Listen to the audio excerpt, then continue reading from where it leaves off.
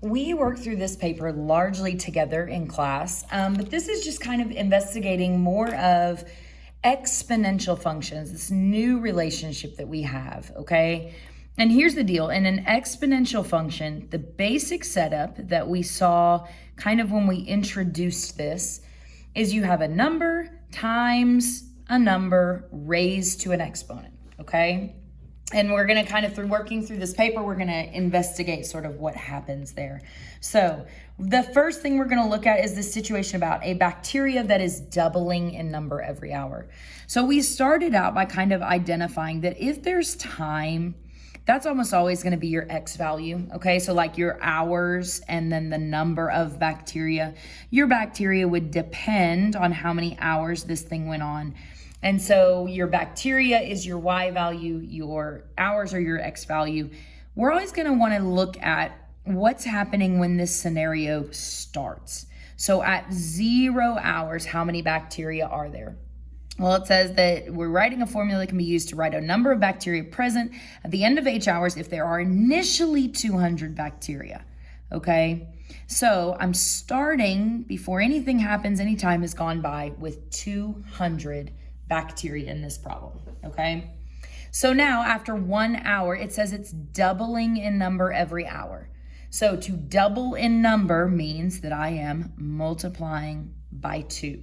All right, so 200 times 2 will give me 400 for the next time. All right, double again becomes 800. I had a couple people in class that wanted this to be a 600, okay? That would be a linear relationship, which we looked at a lot last year and then back in the fall, where like you're increasing by the same amount every time. If I was adding 200 bacteria every time, that would be linear. It would be like, oh, every time I go up 200 and up 200 and up 200. But this is a new relationship where it's multiplying by 2 instead of adding or subtracting. If I double it again, then I get up to 1600, double it again. So there's my relationship here, okay? So if I start thinking about trying to build a formula, well, what's really happening is, sorry, I'm gonna grab a different color just so we can kind of see. I started with 200. To get the next value, I took my 200 and I multiplied it by 2.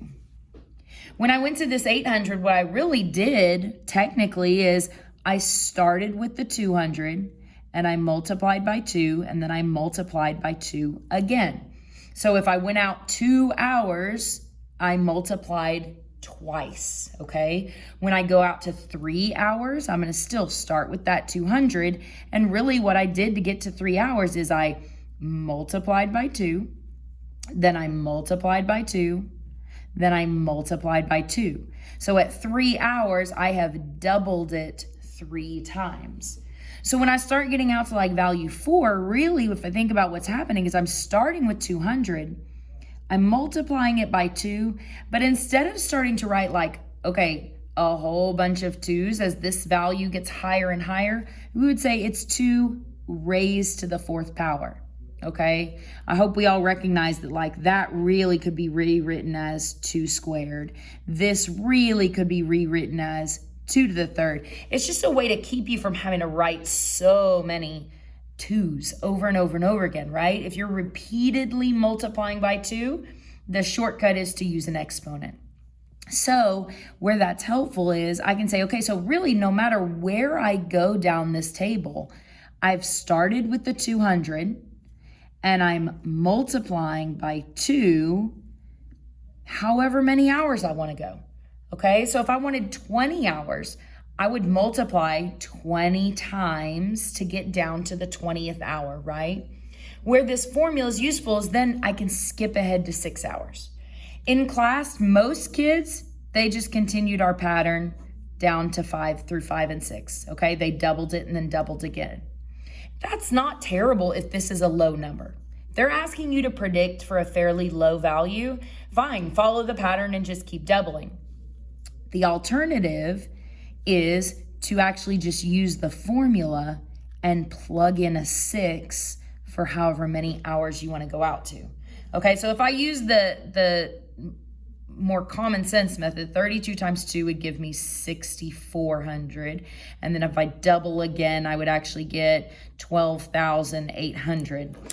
If I use the formula, it's just kind of an easier way to say, okay, so 200 times 2 raised, oh gosh, sorry, I hit a couple keys there. This little up arrow is how you get the exponent right there, next to x squared. So I'm going to do raised to the 6th power, and I get the same thing. And so it's like one step to get to the answer, instead of really technically what I had to do here was multiply 6 times to get down to it. Either way, I end up with 12,800 as my number of bacteria. Okay? All right, so now if I start looking at, okay, I have a table of values, so it's my job to figure out what is happening. Well, to go from 4 to 12 to 36 to 108, the common relationship that's happening consistently there, if I multiply by 3 and then multiply by 3 and then multiply by 3, if you don't trust this, pause it and go check it on a calculator. But 36 times 3 is 108. So what I could say is, okay, so my formula, no matter what, I had to start at 4, and then I'm multiplying by 3. But because I'm multiplying by 3 over and over and over again, check it out. To get to 1 hour, I multiply by it once. 2 hours, I multiply by it twice. 3 hours, I multiply by it 3 times. So like if I went out to an 8, right? I would multiply, I'd start at 4, and I go, well, year 1, months. I would like triple it for month 1, triple it for month 2, triple it for month 3, triple it for month 4, all the way up to 8.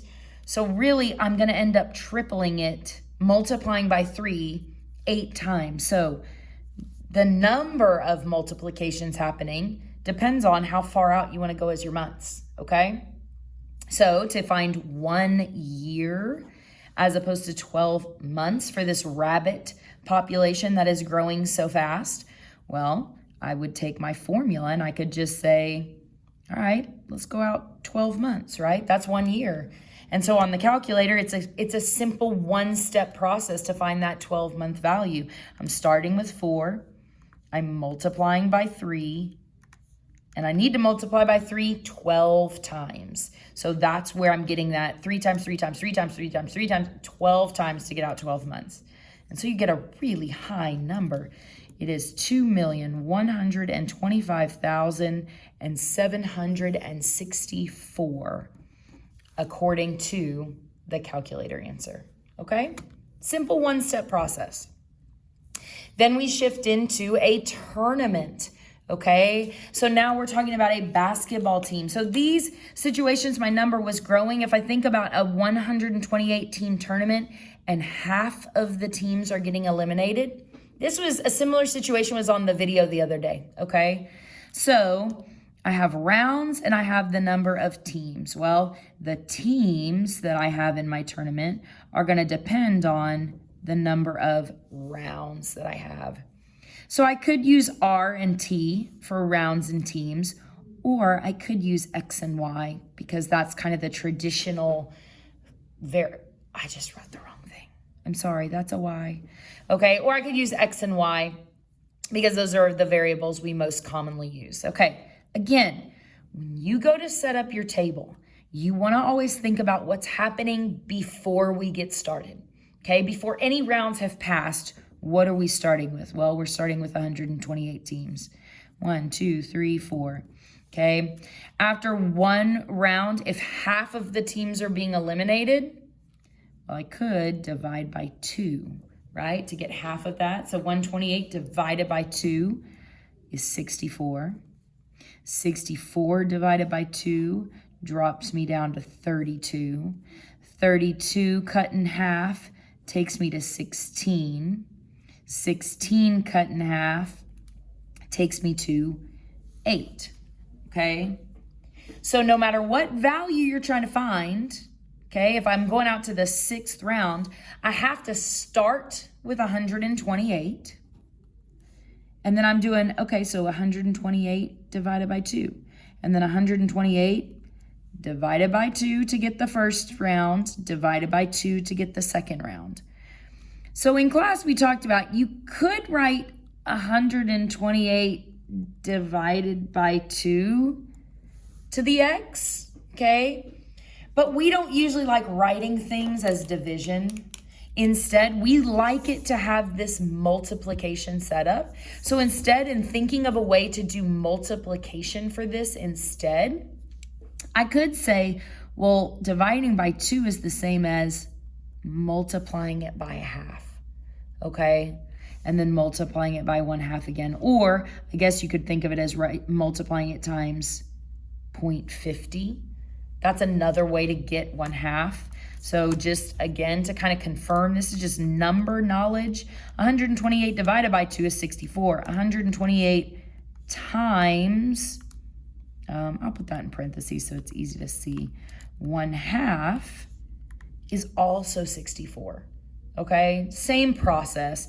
128 times 0.5 is also 64. So they're all doing the same thing, okay?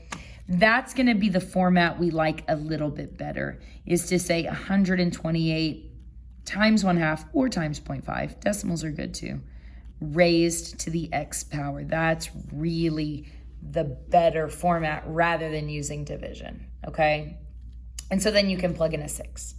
All right, I'm going to do a second video for the back. The back is really focused on percentages, and percentages are a little bit tricky. They just work a little bit differently. So make sure you watch the second video. Don't think, oh yeah, I got it, I'm good, because percents are weird. So hold up and go check out the other video.